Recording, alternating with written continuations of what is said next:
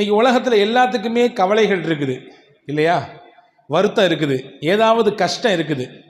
உலகத்தின் வாழ்க்கையிலே நிச்சயம் இதுவெல்லாம் வரத்தான். சொல்லப்போனால் நமக்கு வரக்கூடிய கவலைகளும் கஷ்டங்களும் கூட நம்முடைய அந்தஸ்தை உயர்த்தி நம்முடைய பாவங்களை அழிப்பதற்காக வேண்டி கூட அல்லாஹ் வைத்திருக்கலாம். பாருங்கள், ஹதீஸிலே ஒரு செய்தி வந்திருக்கிறது.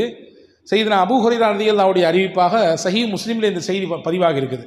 ரசூலுல்லாஹ் சொன்னாங்க, மா யுஸீபுல் முஃமின மின் வஸபின் வலா நஸபின் வலா சக்மின் வலா ஹஸினின் ஹத்தல் ஹம்மு யஹும்மு இல்லா கஃபர பிஹி மின் ஸய்யிஆத்திஹி. ஒரு மூமினுக்கு வரக்கூடிய வறுமை, கஷ்டம், கவலை, மனதிலே நெருக்கடி, இதுவெல்லாம் கூட இதன் மூலமாக அல்லாஹ் அவருடைய பாவத்தை மன்னித்து அவருடைய அந்தஸ்தை உயர்த்துகிறான் என்று பெருமானா ஸல்லல்லாஹு அலைஹி வஸல்லம் சொன்னார். ஒரு விஷயத்தை பற்றி கவலைப்படுறோன்னா விளங்கிக்கணும், இந்த கவலையும் கூட நமக்கு நன்மை தான். எந்த அளவுக்கு வருதுன்னா ஹதீஸில் வந்திருக்கிறது, தபரானியிலே வந்திருக்கிறது. உலகத்தில் கவலை இல்லாதவங்க யாராவது உண்டா? கிடையாது. கவலை இல்லாதவங்க யாரும் கிடையாது. சின்ன வயசுலேருந்து, சின்ன பிள்ளையிலேருந்து பெரிய ஆட்கள் வரைய. முல்லா நஸ்ருத்தீன் ஒரு தடவை மார்க்கெட்டுக்கு போனாராம். போயிட்டு எல்லாத்துக்கும் ஒரு அறிவிப்பு கொடுத்தாராம். கவலை இல்லாத வாழ்க்கை வேணுமா? நாளை காலைல 10 மணிக்கு இங்கே வாங்க, உங்களுக்கு நான் சொல்ல போகிறேன், கவலைக்கெல்லாம் தீர்வு சொல்ல போகிறேன் அப்படின்னு சொல்லி கூப்பிட்டாராம். அந்த 10 மணிக்கு வர்றதுக்கு நீங்கள் எனக்கு 1 திர்ஹம் தர வேண்டும், ₹1 காசு தரணும். ₹1 அவங்க ஊர்களுடைய ₹1, இந்த காசு தரணும்னு சொல்லி கூப்பிட்டாராம். எல்லாரும் அடிச்சு பிறண்டு வந்தாங்க. ஏன்னா எல்லாத்துக்கும் தான் கவலை இருக்குதே. அந்த 10 மணிக்கு சொன்னதுக்கு முன்னாடியே வந்துட்டாங்க. எல்லாரும் 8 மணிக்கு வந்து போட்டி போட்டு தள்ளுமுள்ளா இருக்குது. 10 மணி ஆக போது, முல்லாவை காணோம். எங்கே கவலைக்கு தீர்வு சொல்லக்கூடிய முல்லாவை எங்கன்னு ஒரே தேடுது. ரொம்ப சாஃப்டாக ரொம்ப நிதானமாக ஒரு 5 நிமிஷம் கழித்து வந்தார். என்ன முல்லா, கவலைக்கு தீர்வை சொல்கிறேன்னு சொல்லிட்டு ரொம்ப ரிலாக்ஸாக வந்துட்டு இருக்கீங்களே, நாங்கள் எவ்வளோ பரபரப்பாக ஆர்வத்தோட முதல்ல வந்து நிற்கிறோம், இந்த சொல்கிறேன்னு சொல்லி வந்தார். எல்லாத்தையும் ஒரு பார்வை பார்த்தாரு. பார்த்துட்டு ஒரு சின்ன டேபிளுக்கு மேலே ஏறி, நான் கவலைக்கு உங்களுக்கு தீர்வு சொல்கிறேன்னு சொல்லியிருந்தேன், அப்படி தானே? கவலைக்கு தீர்வு வேற ஒன்றும் இல்லை, இந்த உலகத்தில் பிறக்கவே கூடாது அப்படின்னாரு. இந்த உலகத்தில் பிறக்கவே கூடாது. பிறப்பு என்று ஒன்று இருந்தால் நிச்சயமாக வாழ்க்கையிலே கவலை கஷ்டம் எல்லாம் இருக்கத்தான்.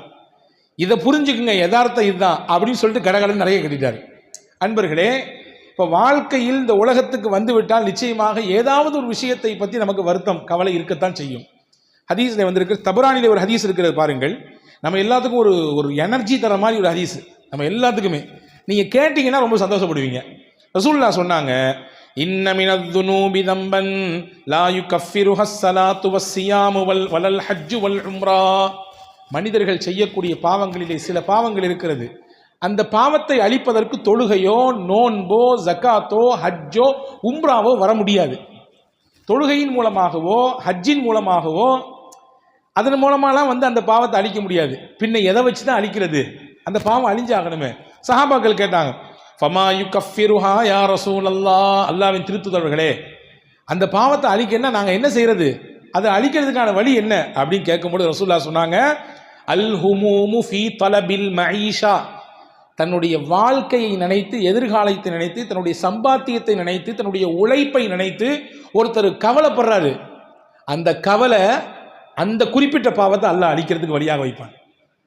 என் லைஃப் என்ன ஆகும் எதிர்காலத்தில், என் பிள்ளைகளை எப்படி நான் உருவாக்க போகிறேன், என்னுடைய குடும்பத்தை எப்படி நான் கட்டி காக்க போகிறேன், எந்த மாதிரியான நான் உழைப்பெல்லாம் நான் செய்ய போகிறேன், என்னுடைய பொருளாதாரத்தை பெருக்குவதற்கு, என்னுடைய வாழ்வாதாரத்தை ஈட்டுவதற்கு எந்த மாதிரியான உழைப்புகளை செய்ய போகிறேன் என்று ஒருவர் உட்கார்ந்து ஒன்றும் இல்லை, நம்ம எல்லாருமே திங்க் பண்ண தானே செய்கிறோம். ஒவ்வொரு நாளும் ஒரு 5 நிமிஷம் அல்லது 10 நிமிஷம் மேற்கொள்ளக்கூடிய அந்த சின்ன யோசனை உங்கள் வாழ்க்கையில் நடந்திருக்கக்கூடிய சில முக்கியமான பாவங்களை அதை அழிக்கும், அதை இல்லாமலாக்கும் என்றார்கள் நபிகள் நாயகம் ஸல்லல்லாஹு அலைஹி வஸல்லம். ஹஜ்ரத் அல்லாமா இப்னு கய்யிம் ரஹிமஹுல்லாஹ் சொன்னாங்க, மனிதர்கள் செய்யக்கூடிய சில பாவங்கள் இருக்கிறது, அந்த பாவத்திற்கு மன்னிப்பை அல்லாஹ் தங்கள் பிள்ளைகளின் எதிர்காலத்தை நினைத்து கவலைப்படக்கூடியவர்களுக்கு அல்லாஹ் வைத்திருக்கிறான்.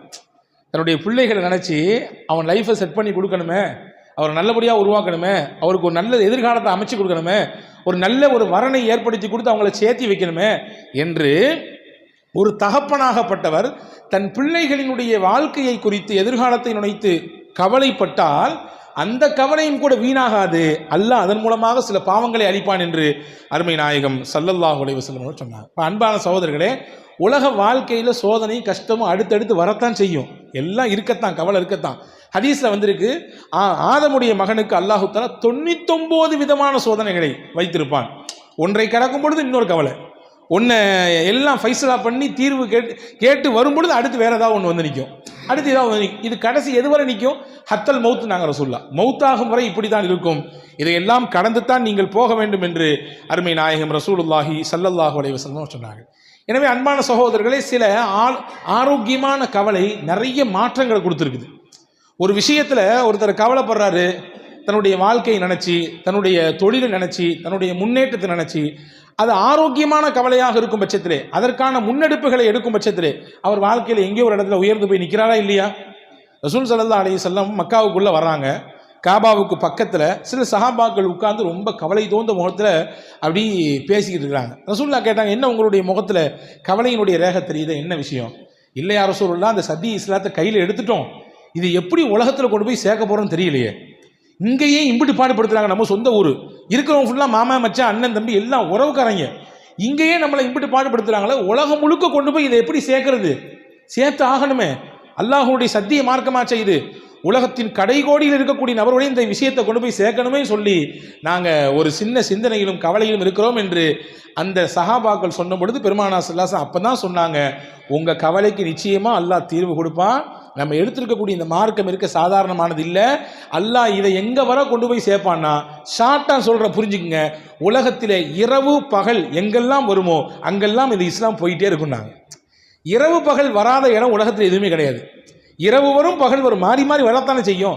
அங்கெல்லாம் இந்த மார்க்கத்தை கொண்டு போய் அல்லாஹ் சேர்ப்பான், கவலைப்படாதீங்க. நாங்கள் பெருமானார் ஸல்லல்லாஹு அலைஹி வஸல்லம். அன்பான சகோதரர்களே, நான் ஓதி முடித்த மதரசா வேலூர் அல் பாக்கியாது சாலிஹாத் என்று சொல்லக்கூடிய தென் இந்தியாவினுடைய தாய் கல்லூரி. அது கிட்ட சுமார் ஏறத்தாழ ஒரு 200 ஆண்டு காலத்தினுடைய ஒரு பாரம்பரியம் மிக்க, நெருங்கிடுச்சு, 200 ஆண்டுகளை நெருங்கி நிற்கிறது. நான் எதுக்கு சொல்கிறேன்னா, இன்னைக்கு தமிழகத்தில் இருக்கக்கூடிய, சொல்லப்போனால் தென்னிந்தியாவில் இருக்கக்கூடிய முஸ்லீம்களோடு ஏதோ ஒரு ரூபத்தில் அந்த கல்லூரி தொடர்பில் இருக்கும். இப்போ நான் அந்த கல்லூரியில் படித்தேன், இந்த மஹல்லாவில் இருக்கிறேன், இந்த ஊரில் இருக்கிறேன், உங்கள் எல்லாத்தோடும் அந்த கல்லூரிக்கு தொடர்பு உண்டு. யார் வழியாக? என் வழியாக. ஒன்று நேரடி தொடர்பு, அல்லது நான் படித்தவர் அங்கே படித்தவராக இருப்பார், அல்லது அவருக்கு ஆசிரியராக இருப்பவர் அங்கே ஆசிரியராக இருப்பார். தமிழகத்தில் எனக்கு எத்தனை கல்லூரிகள் இருக்குதோ அந்த கல்லூரிகளுக்கெல்லாம் மூலதனமாக தாயாக இருப்பது வேலூர் அல் பாக்கியாது சாலிஹாத். இதை ஏன் சொல்கிறீங்க, சுய புராணமா அப்படின்னு கேட்காதீங்க. ஒரு சின்ன கதை இருக்குது. அந்த நிறுவனத்தினுடைய நிறுவனர் அல்லாமா ஷேக் ஷா அப்துல் வஹாபுல் காதிரி ஆலா ஹசரத்னு சொல்லுவாங்க. அவங்க பெரிய பெரிய அறிஞர்களிடத்திலலாம் படித்தவர்கள், சர்வதேச அறிஞர்களிடத்திலே படித்தவர்கள், மக்காவில் சென்று மார்க்கம் படித்தவர்கள். நிறைய படிச்சுட்டு ஊருக்கு வந்து நம்ம படித்ததை மக்களுக்கு போய் சொல்லணுமே, மார்க்கம் என்று தெரியாமல் நிறைய மக்கள் இல்லாததையும் பொல்லாததையும் செஞ்சிட்டு இருக்கிறாங்களே, இப்படி பிதாத்துகளையும் குராஃபாத்துகளையும் மார்க்கம் தடுத்த விஷயங்களை எல்லாம் மார்க்கம் நினைச்சு இப்படி பண்றாங்களே அப்படின்னு சொல்லி அப்படி ஊர் ஊரா போனாங்க. எதுக்கு போனாங்க? சத்தியத்தை எடுத்து சொல்லி நேரான வழியை மார்க்கம் அடிப்படையிலே மக்களுக்கு சொல்லித்தரணும் அப்படின்னு சொல்லி போனாங்க. அப்படியே போகும்பொழுது திருவாரூர் மாவட்டம் சைடில் ஒரு இடத்துக்கு போனாங்க. அந்த ஊருக்கு பேர் திட்டச்சேரி. அந்த ஊரில் போய் மக்களுக்கு மத்தியில் என்ன செய்கிறாங்கன்னா, எது உண்மை, எது பொய், எது தவறான வழி, எது மார்க்க அனுமதிக்காதது அப்படிங்கிறதெல்லாம் எல்லாத்தையும் எடுத்து சொன்னாங்க. மக்களுக்கு புரிஞ்சு போச்சு. அங்கே இருந்த ஒருத்தர் கேட்டார், நீ எங்கேருந்து வர்றீங்க? நான் அந்த மாதிரி வேலூர்லேருந்து வர்றேன். சரி, நீங்கள் உங்களை பார்த்தா பெரிய அறிஞர் மாதிரி தெரியுது, உங்களுடைய வார்த்தைகளை அவ்வளவு ஞானம் இருக்குது, அவ்வளவு தூரம் மக்களுடைய உள்ளத்தை மாற்றக்கூடிய சக்தி அல்லாஹ் தந்திருக்கிறான், நீங்கள் என்ன பண்ணுறீங்கன்னு கேட்டார் அவர். இவங்க சொன்னாங்க, அப்துல் வஹாப் சொன்னாங்க, இந்த மாதிரி நான் நிறைய ஊர்களுக்கு போய் இந்த மாதிரியான அனாச்சாரம் நடக்கக்கூடிய இடத்துல எல்லாம் நான் என்னுடைய சொற்பொழிகளை வைத்து, என்னுடைய உரையை வைத்து அந்த மக்களுக்கு என்னால் ஆனதை கொடுத்துட்ருக்கிறேன். இப்போ அவர் சொன்னாராமா, இது எது நாள் வரை தொடரும்னு கேட்டாங்களாம். இது எது நாள் வரை தொடரும்? நீங்கள் உங்களுக்கும் மௌத்துண்டு, எனக்கும் மௌத்துண்டு, மௌத்து வாசினா முடிஞ்சு போச்சு எல்லாமே. இது ஒரு ஷார்ட் பீரியடாக இருக்க இது. அதனால் நீங்கள் ஒரு நீண்ட கால திட்டமாக ஒரு திட்டத்தை அமையுங்கள். நீங்கள் படித்திருக்கக்கூடிய விஷயத்தை அடுத்த தலைமுறைக்கு கொண்டு போய் சேருங்க. அதற்கான ஒரு நிறுவனத்தை துவங்குங்கள். நீங்கள் மௌத்தாகி விட்டாலும், நீங்கள் மண்ணோடு மண்ணாக போய்விட்டாலும் கூட அல்லாஹு தாலா நீங்கள் கொடுத்த கல்வியின் மூலமாக உருவாகக்கூடியவர்கள் உலகெங்கிலும் போய் இந்த மார்க்கத்தை கொண்டு போய் சேர்ப்பார்கள், சத்தியத்தை சொல்வார்கள், அசத்தியத்தை களைவார்கள், பிதாத்துகளை மார்க்கம் அனுமதிக்காத விஷயங்களை எல்லாம் உடை தேர்வதற்கு அவர்களுடைய உரைகளையும் அவருடைய கல்வியும் பயன்படுத்துவாங்க என்று அவர் சொன்னார். அதற்கு இது சிறப்பான சிந்தனையாக பட்டுச்சு. ஆமாம், நம்ம எத்தனை நாள் தான் இப்படி ஊர் ஊராக போய் சொல்லிட்டு இருக்கிறது?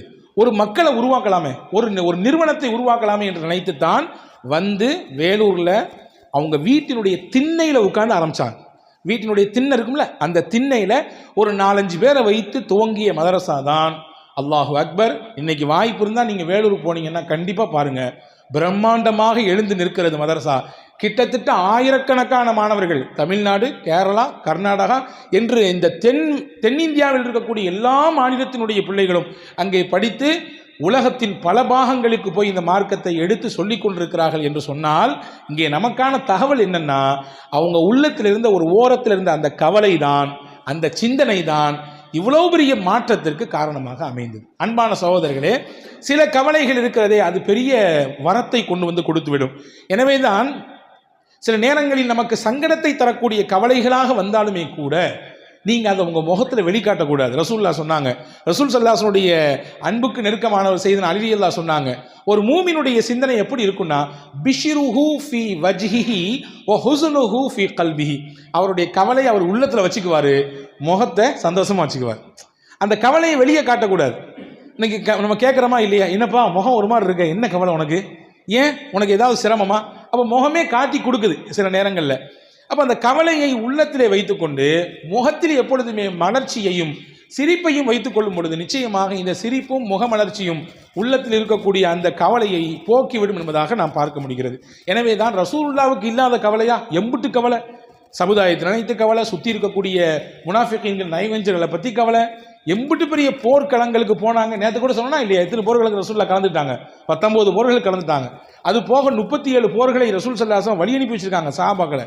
இவ்வளவு தூர ஒரு நெருக்கடியான நிலையிலும் கூட ரசூலுல்லாஹ் தன்னுடைய முகத்திலிருந்து அந்த புன்முறுவலையும் சிரிப்பையும் விட்டு கொடுத்ததே கிடையாது. அந்த கவலையிலிருந்து நம்ம ரிலாக்ஸேஷன் கிடைக்கணும்னா மனதார சிரிக்க வேண்டும், மக்களிடத்திலே புன்முறுவலோடு பழக வேண்டும். ரசூல் ஸல்லல்லாஹு அலைஹி வஸல்லம் வீட்டில் இருக்கக்கூடிய பிள்ளைங்களோடு விளையாடுவாங்களாம் சிரிச்சு. ஹதீஸில் வந்திருக்குது, ஒரு நாள் சஹாபாக்களுக்கு தொழு வச்சாங்க ரசூல் ஸல்லல்லாஹு அலைஹி வஸல்லம். தொழு வச்சிட்டு இருக்கும் பொழுது சஜிதாவுக்கு போன நபிகள் நாயகம் எந்திரிக்கவே இல்லை, தலையை தூக்கவே இல்லை. சஜிதாவுக்கு போனவங்க தலையை தூக்கவே இல்லை. தொழுதுட்டு இருக்கவங்கலாம் நினைக்கிறாங்க, என்னது இவ்வளவு நேரம் ஆச்சே, ஏன் சஜிதாந்து ரசூலுல்லாஹ் எந்திரிக்கல. சில சஹாபாக்கள் அப்படி ஓட்டக்கண் வீட்டுக்கு தலையை தூக்கி பார்க்கவே செஞ்சுட்டாங்க. சில சஹாபாக்கள் சொல்றாங்க, எங்களுக்கு இப்படி ஒரு சின்னதை வந்து போச்சு, அல்லாஹு தாலா சஜிதாலேயே ரசூலுல்லாஹ்வுடைய ஹயாத்தை முடிச்சுட்டானோ, ரூஹை எடுத்துட்டானோ அப்படின்னு சிந்தனை வந்து போச்சு. ஒரு கட்டத்துக்கு பின்னாடி, நீண்ட நேரத்துக்கு பின்னாடி தொழுகையை முடித்து சலாம் கொடுத்து எங்களை பார்த்து திரும்பி உட்காரும்போது நாங்கள் கேட்டோம், யார் ரசூலுல்லாஹ் இன்னைக்கு ஏன் இவ்வளோ லேட்டு, சஜிதால ஏன் இவ்வளோ இம்புட்டு நேரம் இருந்தீங்கன்னு கேட்டோம்.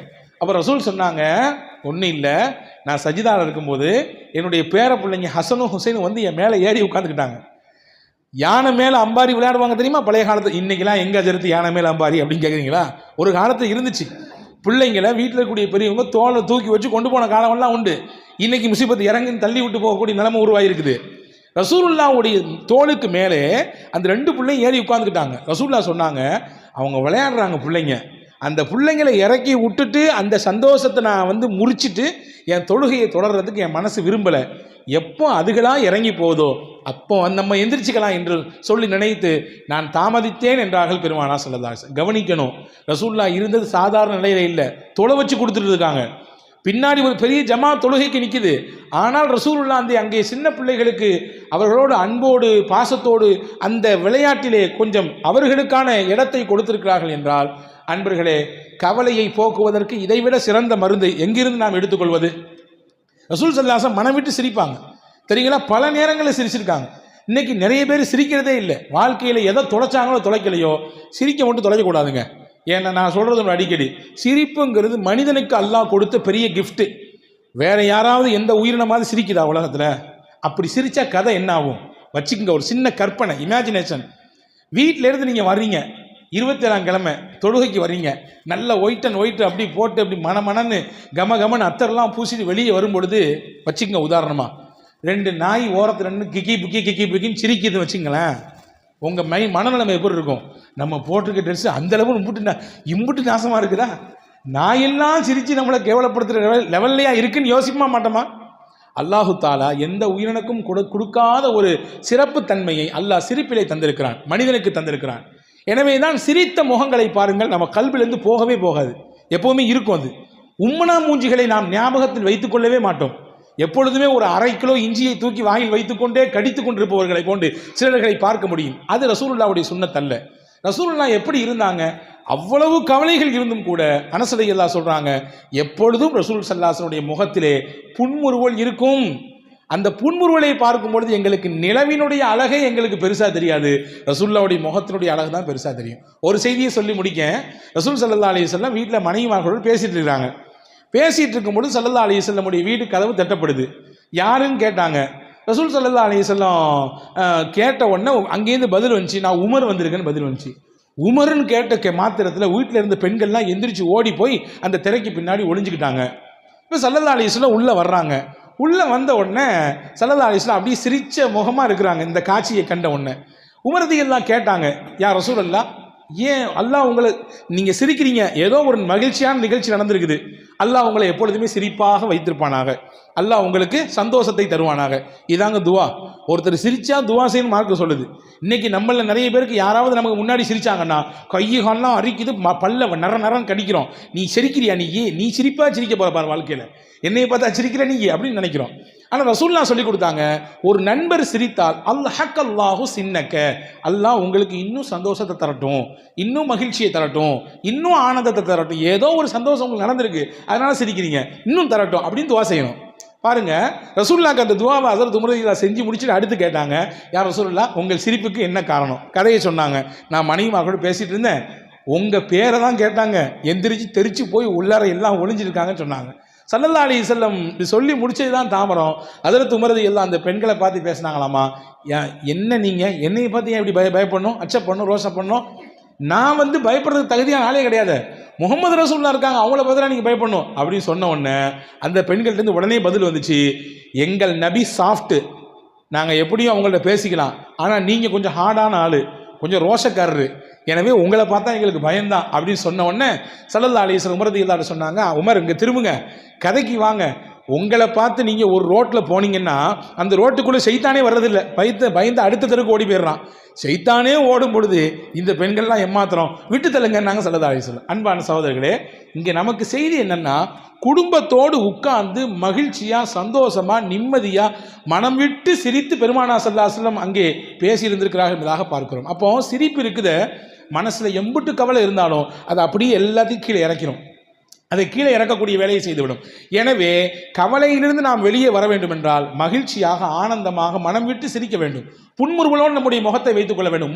அதற்கு அலி ரலியல்லாஹு சொன்னதை போன்று கவலையை உள்ளத்திலே வைத்துக்கொண்டு முகத்திலே நாம் மலர்ச்சியையும் சந்தோஷத்தையும் வெளியே காட்ட வேண்டும். அப்போ சொர்க்கத்துக்கு போன பிறகு சொர்க்கவாதிகள் என்ன துவா செய்வார்கள் என்றால், அல் குர்ஆன் சொல்கிறது, அல்ஹம்துலில்லாஹில்லதி அஸ்ஹப அன்னல் ஹஸன், யா அல்லாஹ், உனக்கே எல்லா புகழும், எங்களிடத்தில் இருக்கக்கூடிய எல்லா கவலையையும் போக்கிவிட்டாய். இந்த உலகத்தில் தாங்க கவலை, எல்லா கவலையும். ஆனால் உலகம் முடிந்து சொர்க்கத்திற்கு ஒருவர் போய்விட்டால் அங்கே எந்த கவலையும் கிடையாது. அங்கே கவலையும் கிடையாது, கஷ்டமும் கிடையாது, துக்கமும் கிடையாது, மன அழுத்தமும் கிடையாது, நெருக்கடியும் கிடையாது. அங்கே ஒன்லி சந்தோஷம் மட்டும்தான், மகிழ்ச்சி மட்டும்தான், ஆனந்தம் மட்டும்தான். எனவே அவர்கள் அங்கே போன பிறகு அதை அனுபவிக்கிற சமயத்திலே அல்லாஹ்விடத்திலே சொல்வார்கள், யா அல்லாஹ், எம்புட்டு கவலையோடு உலகத்தில் வாழ்ந்துக்கிட்டு இருந்தேன், எல்லா கவலையும் போக்கி எனக்கு நிம்மதியை தந்துட்டாயே என்று சொர்க்கவாதிகள் சொல்வதாக நாம் குர்ஆனிலே இன்று ஓதப்பட்ட சூரத்துல் ஃபாத்திர் என்கின்ற அத்தியாயத்திலே கூறப்படுவதை பார்க்கிறோம். எனவே நாம் கவலையிலிருந்து வெளியே நாம் நிம்மதியாக வாழ்க்கையை நாம் லேர்ன் பண்ணணும் சொன்னால், அதை அனுபவிக்கணும்னு சொன்னால், இன்ஷா அல்லாஹ் நாம் நம்முடைய வாழ்க்கையிலே மகிழ்ச்சியோடு சந்தோஷத்தோடு முகமலர்ச்சியோடு பார்க்கிற பொழுது, முகமலர்ச்சியோடு ஒருவரை சந்திப்பது, முகமலர்ச்சியோடு சலாம் சொல்வது, இதுவெல்லாம் நம்முடைய கவலையை போக்குவதற்கான வழியாக மார்க்கம் சொல்லுகிறது. பின்பற்றி வாழக்கூடிய தௌஃபீக்கை அல்லாஹ் உங்களுக்கும் எனக்கும் எல்லா மக்களுக்கும் நசீபாக்குவானாக. ஆமீன். வாஹிரு தாவானில் அல்ஹம்துலில்லாஹி ரப்பில்